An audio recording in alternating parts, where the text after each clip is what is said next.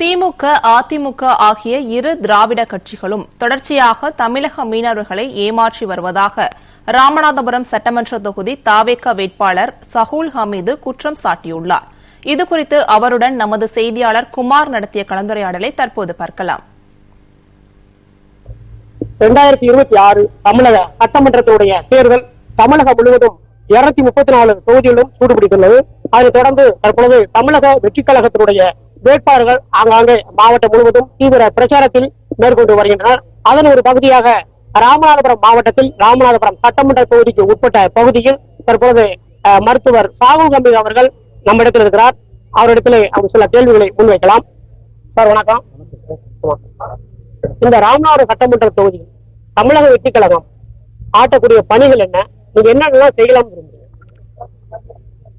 பிறப்புக்கும் எல்லா உயிருக்கும் இது எங்களுடைய தளபதியுடைய தாரக மந்திரம். இதனுடைய அர்த்தம் என்னண்டா, எல்லாருக்கும் எல்லாம் கிடைக்கணும், எல்லாரும் சமம், ஏற்றத்தாழ்வு எதுவுமே இல்லை என்பது ஒரு தாரக மந்திரம்.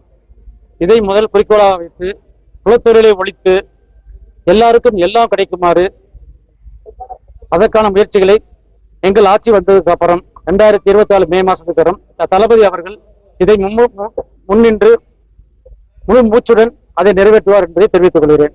நமது நாடு சுதந்திரம் அடைந்ததிலிருந்து மீனவர் பிரச்சனை இருந்து கொண்டே இருக்கிறது. அந்த மீனவர் பிரச்சனைக்கு எந்த விதமான தீர்வும் எந்த ஆட்சியும் பண்ணவே இல்லை. மாற்றி மாற்றி நாங்க திராவிட கட்சி என்று சொல்லிட்டே இருக்கிறாங்களே வெளியே ஊழல் தவிர வேற எதுவுமே பண்ணதில்லை.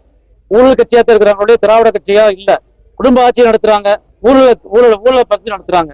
அதனால இந்த மீனவர் பிரச்சனைக்கு எப்படி தீர்வு காண வேண்டும் என்பதை தளபதி அவர்கள் ஆட்சிக்கு வந்தவுடன் அதற்கான ஒரு குழு அமைத்து அந்த குழுவுடைய பரிசீலனையின்படி அதற்கு தீர்வு காணுவதற்கு எல்லா வகையான நடவடிக்கையும் எடுப்பார் என்பதை இதன் மூலம் தெரிவித்துக் கொள்கிறேன்.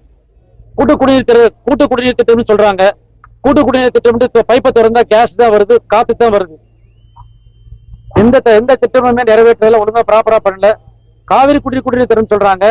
பார்த்தா இங்க வாணிக்கு பக்கத்துல ஒரு போர்வெல் போட்டு அங்கிருந்து தண்ணி எடுத்து கொடுக்குறாங்க. அது எப்படி காவிரி கூட்டு குடிநீரா போகும்?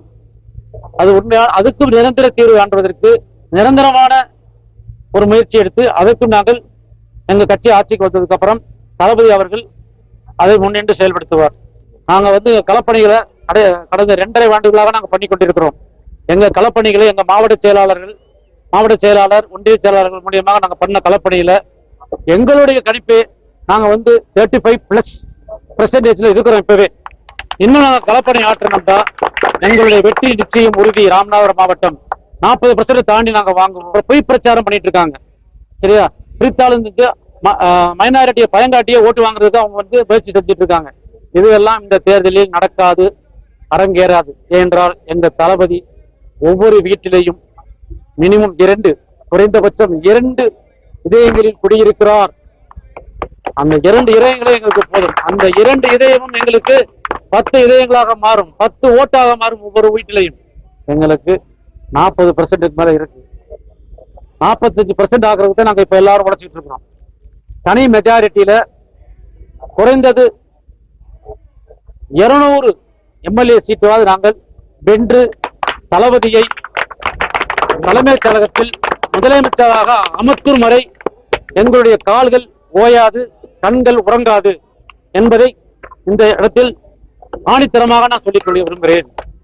தமிழகம் முழுவதும் தமிழக வெற்றிக் கழக வேட்பாளர்கள் தீவிரமாக களத்தில் பணியாற்றி வருகிறார்கள். அதாவது ஒவ்வொரு குடும்பத்திலும் அதிகமானவர்கள் வாக்களிப்பதற்கு தயாராக இருக்கிறார்கள். அந்த நாள் 23ஆம் தேதி தெரியும் என்று இந்த வெற்றிக் கழகத்துடைய வேட்பாளர்கள் மிகவும் சுறுசுறுப்பாகவும் அனைத்து பகுதிகளிலும் சுழன்று வாக்கு சேகரிப்பில் ஈடுபட்டு வருகிறார்கள். குமார், நியூஸ் 7 தமிழ், ராமநாதபுரம்.